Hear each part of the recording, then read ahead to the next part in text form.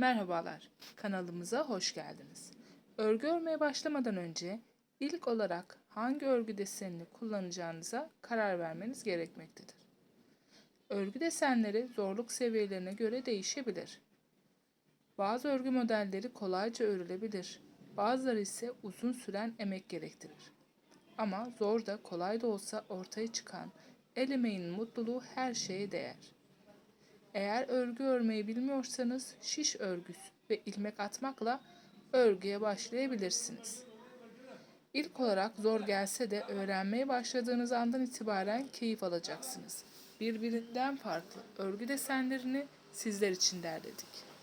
İyi seyirler.